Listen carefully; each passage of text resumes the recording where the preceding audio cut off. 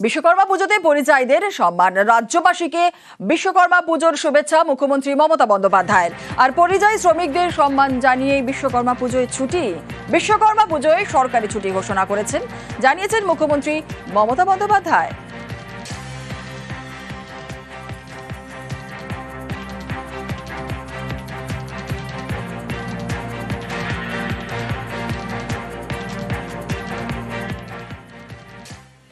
অস্ত্র ছেড়ে আলোচনায় রাজি মাওবাদীরা এবং বিনা শর্তে কেন্দ্রীয় সরকারের সঙ্গে আলোচনার প্রস্তাব। এবং 15ই আগস্টে প্রেস বিবৃতিতে দাবি মাওবাদী মুখপাত্র অভয়ের। কেন্দ্রীয় স্বরাষ্ট্র মন্ত্রকের কমিটির সঙ্গে আলোচনার প্রস্তাব। ভাইরাল হওয়া 15ই আগস্টে বিবৃতির সত্যতা যাচাই করছে কেন্দ্র। আরো এই বিষয় নিয়ে কথা বলবো, আমাদের সঙ্গে তনু বর্মা আমাদের রায়পুরের প্রতিনিধি রয়েছে। তনুজি, ये जो प्रेस विबृति जो दिया है, प्रेस रिलीज जो किया हुआ है, अभय ने किया है, क्या लिखा हुआ है उसमें? जी बिल्कुल, देखिए छत्तीसगढ़ में नक्सलियों ने हथियार छोड़े और सरकार से शांति वार्ता करने की इच्छा जताई है। और इसके लिए नक्सली की जो प्रवक्ता है अभय ने, उन्होंने प्रेस नोट जारी किया और इस प्रेस नोट के माध्यम से जो नक्सली है वो 1 महीने के लिए सरकार से सीज फायरिंग की मांग कर रहे हैं। इसके साथ ही प्रेस नोट पर जो है वो साफ तौर पर लिखा गया है कि नक्सलियों को जो है 1 महीने का समय दिया जाए। और इसके साथ ही उन्होंने कहा है कि नक्सलवादी जो लीडर्स हैं वो सरकार से वीडियो कॉल के जरिए बात करने के लिए तैयार हो गए हैं। इसके साथ ही संपर्क बनाए रखने के लिए नक्सलियों ने अपने प्रेस नोट पर ईमेल आईडी भी जारी किया है और सरकार से अपील की है कि टीवी या रेडियो के माध्यम से सरकार जो है वो अपना फैसला बताए। आपको बता दें कि 2024 से ही छत्तीसगढ़ में नक्सल ऑपरेशन जो है वो चल रहा है और इस ऑपरेशन के दौरान जो छत्तीसगढ़ के जवान हैं, सुरक्षा बलों को जो है वो काफी सफलता मिली थी। और यही वजह है कि नक्सली जो है वो अब बैकफुट पर नजर आ रहे हैं, क्योंकि बड़ी संख्या में कुछ नक्सली ऐसे थे जो स्वयं से हथियार छोड़कर जिन्होंने मुख्य धारा में वो शामिल हुए थे। इसके साथ ही बड़ी संख्या में नक्सलियों को गिरफ्तार भी किया था। तो वहीं कई बड़ी संख्या में जो नक्सली है वो मुठभेड़ में जो है वो मारे गए थे।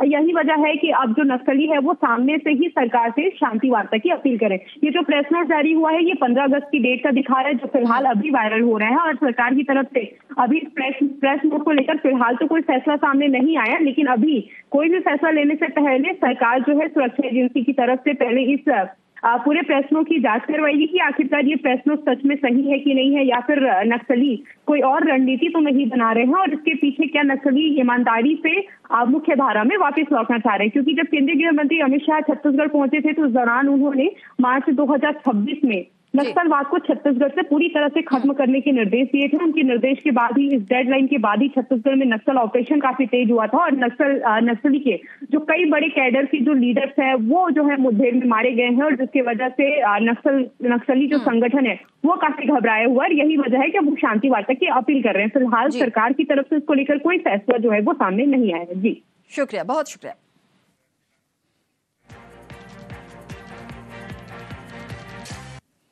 আসছি পরবর্তী খবরে। ফের ওড়িশায় গণধর্ষণের অভিযোগ। পুরীর বলিহারচণ্ডী মন্দিরের কাছে প্রেমিককে বেঁধে রেখে প্রেমিকাকে গণধর্ষণের অভিযোগ। ঘটনায় গ্রেফতার 3। পড়শি রাজ্য ওড়িশায় ফের গণধর্ষণের অভিযোগ। এবার গণধর্ষণের অভিযোগ উঠল পুরীর বলিহারচণ্ডী মন্দিরের কাছে। শনিবার বয়ফ্রেন্ডের সঙ্গে সেখানে ঘুরতে যান এক তরুণী। হঠাৎই সেখানে হাজির হয় 4 যুবক। মোবাইল ফোনে ওই যুগলের ভিডিও তোলে তারা। তারপর টাকা চায় যুগলের কাছ থেকে। টাকা দিতে রাজি না হওয়ায় শুরু হয় অত্যাচার। প্রেমিককে গাছে বেঁধে রেখে তরুণীকে গণধর্ষণ করা হয় বলে অভিযোগ। 4 জন অভিযুক্ত স্থানীয়, 3 জনকে গ্রেপ্তার করেছে পুলিশ। গত কয়েক মাসে একাধিক ধর্ষণের অভিযোগ উঠেছে বিজেপি শাসিত ওড়িশায়। বালেশ্বরে গায়ে আগুন দিয়ে আত্মঘাতী হন এক কলেজ ছাত্রী। অধ্যাপকের বিরুদ্ধে যৌন নিগ্রহের অভিযোগ করেন তিনি। পরের ঘটনা পুরীতে এক কিশোরীকে পুড়িয়ে মারার চেষ্টা করে 3 যুবক। জাজপুরে এক নাবালিকাকে গণধর্ষণের অভিযোগ ওঠে। অভিযুক্তদের মধ্যে 2 জন হকির কোচ। জগৎসিংপুরে দলিত কিশোরীকে ধর্ষণের অভিযোগ ওঠে। তারপর এবার পুরীতে গণধর্ষণের অভিযোগ। নিউজ 18 বাংলা। সহপাঠী, বন্ধু বান্ধব থেকে নিরাপত্তারক্ষী। যাদবপুরে খুনের তদন্তে নেমে সবার ভূমিকায় খতিয়ে দেখছে পুলিশ। মৃত ছাত্রীর মোবাইল ফোনের কোনো সূত্র লুকিয়ে রয়েছে কিনা চলছে তারও খোঁজ।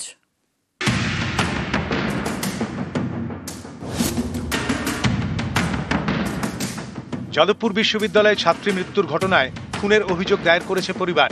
খুনের মামলা রুজু করে তদন্ত শুরু করেছে পুলিশ। তারা একাধিক সূত্র খতিয়ে দেখছে। তদন্তকারীদের নজরে সিসি ক্যামেরার ফুটেজ। বিশ্ববিদ্যালয়ের 4 নম্বর গেটে 3টি সিসি ক্যামেরা। এই গেটের সামনে ইউজি আর্টস বিল্ডিং। এই বিল্ডিং এর দেওয়ালেও একটি সিসি ক্যামেরা লাগানো আছে। যে পুকুর থেকে ছাত্রীর দেহ উদ্ধার হয় সেটি এই বিল্ডিং এর ঠিক উল্টো দিকে। তাই ঘটনার রাতে ছাত্রীর গতিবিধি বুঝতে এই সিসি ক্যামেরাগুলির ফুটেজ খতিয়ে দেখা হচ্ছে তরুণী শৌচাগারের দিকে যাওয়ার আগে কেউ সেদিকে গিয়েছিলেন কিনা। যে 3 জন পড়ুয়া প্রথম ওই তরুণীকে জলে পড়ে থাকতে দেখেন তাদের বক্তব্য রেকর্ড করা হচ্ছে। দেখা হচ্ছে বক্তব্যে কোনো অসঙ্গতি আছে কিনা। যিনি পুকুর থেকে দেহ তুলেছিলেন তার বক্তব্য নেওয়া হচ্ছে। তরুণীর মোবাইল ফোন বাজেয়াপ্ত করেছে পুলিশ। খতিয়ে দেখা হচ্ছে তার call details, chat history, photo gallery. KPC হাসপাতালের যে চিকিৎসক তরুণীকে মৃত বলেছিলেন, যে চিকিৎসক ময়নাতদন্ত করেছিলেন, সবার সঙ্গেই কথা বলছে পুলিশ। ঘটনার রাতে ক্যাম্পাসে যে সাংস্কৃতিক অনুষ্ঠান চলছিল তার আয়োজকদের সঙ্গেও কথা বলছে পুলিশ। জানার চেষ্টা চলছে ওই রাতে বাইরের কেউ বিশ্ববিদ্যালয়ের ভিতরে ছিলেন কিনা। ভিসেরা রিপোর্টের অপেক্ষায় রয়েছেন গোয়েন্দারা, কারণ ময়নাতদন্তের প্রাথমিক রিপোর্টে জলে ডুবে মৃত্যুর কথা বলা হয়েছে। ভিসেরা রিপোর্ট পেলে এই বিষয়ে নিশ্চিত হওয়া যাবে। মৃত্যুর পিছনে অন্য কোনো কারণ রয়েছে কিনা সেটাও বোঝা যাবে। ঘটনার রাতে যাদবপুর বিশ্ববিদ্যালয়ের নিরাপত্তারক্ষীর ভূমিকা নিয়েও প্রশ্ন তুলেছে মৃত ছাত্রীর পরিবার। যে দেখেছিল সে নাকি গার্ডের সংবাদ দিয়েছিল, বলেছিল কি একজন নাকি পড়ে গেছে, আওয়াজ হয়েছে, চুল দেখা যাচ্ছে। গার্ড গ্রাহ্য করিনি। নিরাপত্তারক্ষীদের ভূমিকাও খতিয়ে দেখছে পুলিশ। পাশাপাশি তাদের নজরে রয়েছে অনামিকা মণ্ডলের বাবার আরও এক অভিযোগ। ও হঠাৎ করে জলে পড়ে যায়নি, ওকে ধাক্কা দিয়ে ফেলে দিয়েছে। ধাক্কা দিয়ে জলে ফেলে দিলে পুকুর পাড়ে ধস্তাধস্তির চিহ্ন থাকার সম্ভাবনা তেমন কিছু রয়েছে কিনা সেটাও খতিয়ে দেখা হচ্ছে। ঘটনার পুনর্নির্মাণও করা হচ্ছে। নিউজ 18 বাংলা। সূর্য ডুবলেই অন্ধকার, আর সেই অন্ধকার ঘুচল। মালদার গ্রামে জ্বলল আলো। স্বাধীনতার পরে প্রথম বিদ্যুৎ পেল চাঁচলের অনুপনগর।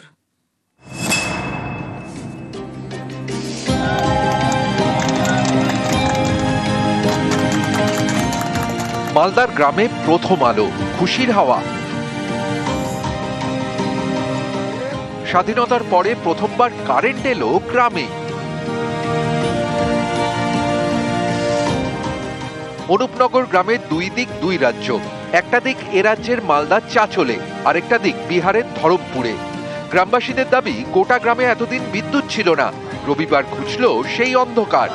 মালদা জেলা প্রশাসনের উদ্যোগে চাঁচলের অংশে থাকা বাড়িগুলিতে জ্বলল আলো। ততদিন থেকে দেশ স্বাধীন হয়েছে ততদিন থেকে আমাদের এই বাংলায় নদীপার বোরের লাইন হয়নি। বর্ডার আছে আমাদের বাংলা বিহার। এখানে হচ্ছে 70-80টা ঘর আছে বাংলা বিহার মিলে। কারণ আমাদের এখন অনেক সমস্যা, তো অনেক। আর কি বলবো, রাতের বেলা নম্বু জ্বলিয়ে খেতাম, শরীর থেকে ঘাম চুয়ে যেত, খাতা ভিজে যেত, পাতা ভিজে যেত, তবুও পড়াশোনা করতাম। মরা মহানন্দার পাড়ে অনুপনগর, কয়েকশো গ্রামবাসী। সূর্য ডুবলেই অন্ধকার, কখনো আলো জ্বলেনি, পাখাও ঘোরেনি। ফোন চার্জ দিতে যেতে হতো পাশের গ্রামে। এই ছবিটা এবার বদলে গেল।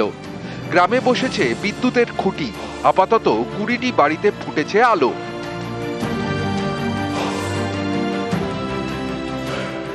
না বেরোতে পারতাম না, বেরোতাম তো লাইট নাই সেরকম। আর কি যেন বলে যে বাড়িতে কোনো অনুষ্ঠান করব কি বা বাচ্চা কাচ্চাকে পড়াশোনা করাবো, লাইনের কোনো ব্যবস্থা নাই। লাইনটাই দিল প্রথম, এটাতেই আমরা খুব খুশি হলাম। লাইন উদ্বোধন হলো আমাদের, খুব ধন্যবাদ জানালাম। এই মানুষগুলোর মুখের যে হাসি, মানে তাকালেই আপনারা বুঝতে পারবেন যে এরা কতটা আনন্দে আছে। ভারতবর্ষ স্বাধীনতার 79 বছর, 3 মাসের মধ্যে টোটাল প্রক্রিয়া আপনার 16-17টা ইলেকট্রিক পোল বসানো, তারের কানেকশন দেওয়া, বাড়ি বাড়ি গিয়ে সেই কানেকশনগুলো দিয়ে মিটারগুলো কমপ্লিট করে আমি কিন্তু আজকে শুভ উদ্বোধনটা করলাম। মালদা থেকে গোপাল সূত্রধর, নিউজ 18 বাংলা।